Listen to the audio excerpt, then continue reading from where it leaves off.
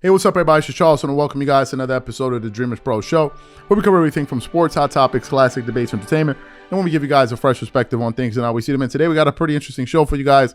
We want you guys to stick around for, so please make sure you like the video and subscribe to the channel. So today we're going to be talking about the Lakers. It's been a while since we talked about the Lakers. We haven't been a while since we talked about LeBron. And while I'm at it, let me just shout out to the haters.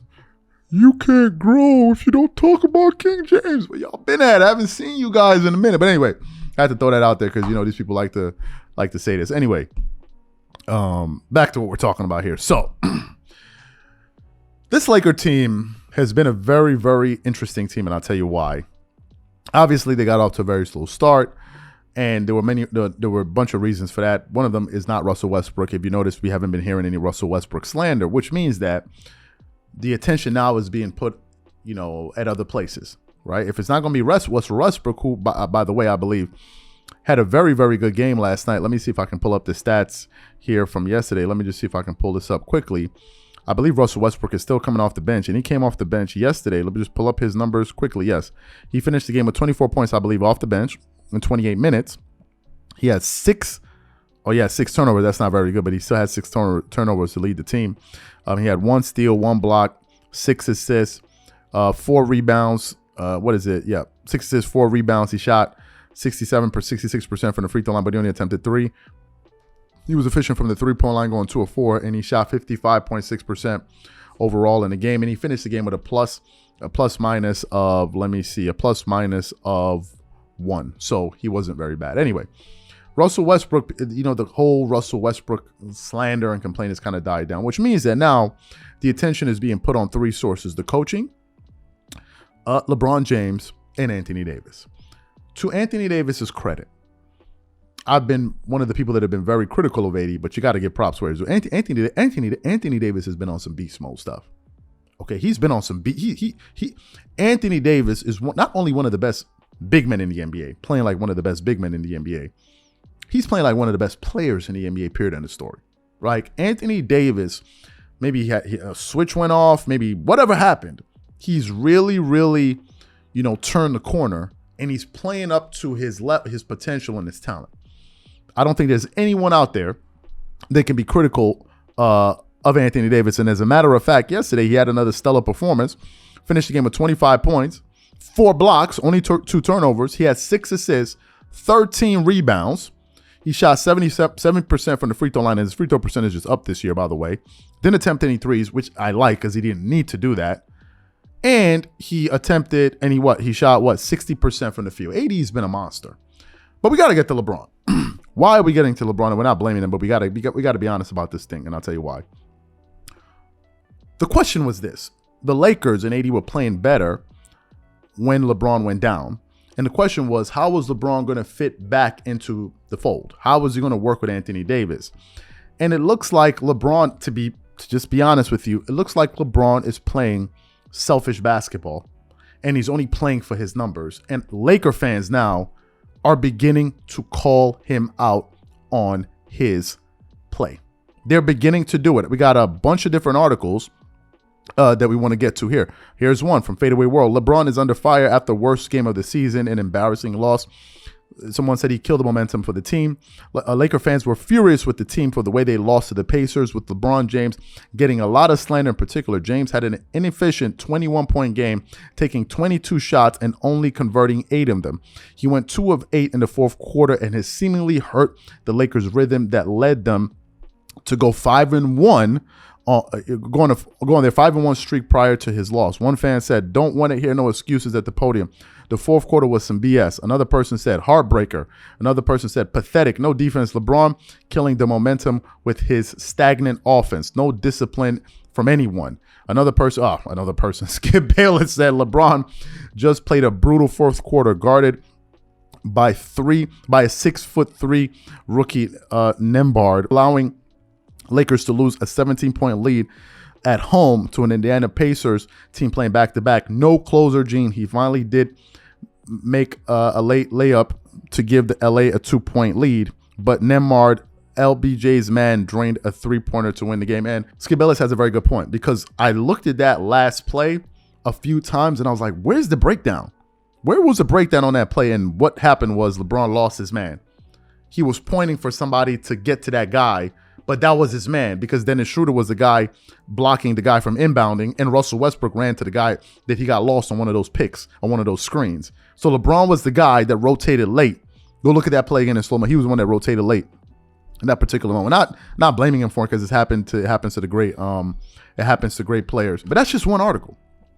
That's just one article. Of course, Skip Bayless said his other one. Then there's another one where Laker fans seem to be furious with LeBron James. In this article, let's read it. It goes, Laker fans are furious after blowing a 17-point lead in the fourth quarter to the Indiana Pacers. LeBron actively hurt us tonight. Continues on, LeBron James had a disappointing performance as Anthony Davis and Russell Westbrook did their best to pull this off. While Russ had some questionable turnovers at the end of the game, his big shots helped the Lakers stay in the lead until Nembhard's game winner. Lakers fans are understandably furious at what just transpired, with many blaming LeBron for his inefficient performance. Another person said, OMG. Another person said, OMFG. How did the Lakers lose that? Another person said, Mark Spears, oh, my Lakers. Another person said, I'm done. Another person said, what a win for the Pacers. No business losing this game after being up 17 points. Another person said Tyrese Halliburton, 14 assists and 0 turnovers. Another person said Benedict Mathurin is undefeated against LeBron. Another person said worst loss of the season and it isn't close. Way to choke. Another person said, I called it at King James. No lying. I don't want to hear this is all for you. Too predictable. Another person said this loss on Ham and LeBron. The question then becomes, is the criticism that Laker fans are giving LeBron fair? And I think the answer is yes. And I'll tell you why. Given the fact that the Lakers were 5-1 without him, it shows that they were able to figure out some type of formula. And you can see a good chemistry building between Russell Westbrook and Anthony Davis. They were figuring out a formula on how to extract wins, and they were getting that. The question was, how will LeBron come back into this team, and how would he modify his game to best suit this team and not his own personal goals? I'll tell you how. I'll tell you what I mean by this. We put up a poll on our channel asking another simple question, and the question was, who should be the leading shot taker on the Lakers from this point forward?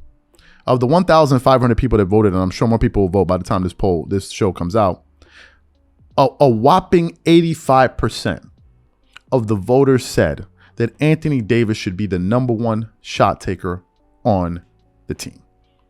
And this is the problem. AD should be the one leading the way, not LeBron. This is just the fact of the matter. Yesterday, Anthony Davis attempted only 15 shots. He shot an efficient 60%. LeBron shot 22 shots. 22, number one. Number two, why is LeBron taking 10 three-point shots in a game? 10.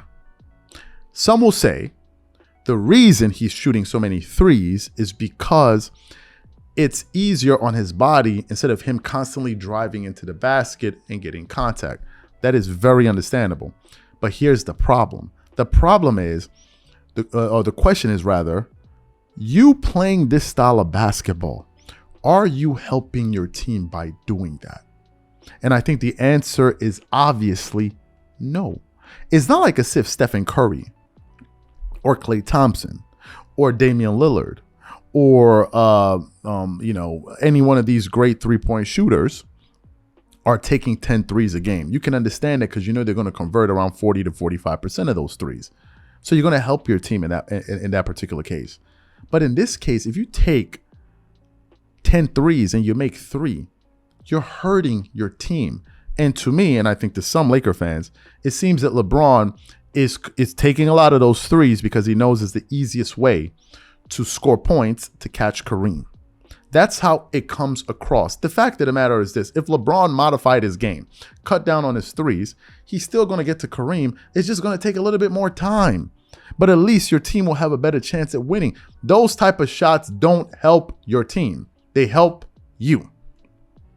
That's the fact of the matter. If Russell Westbrook took 10 threes and made 3, people would be crucifying him, understandably.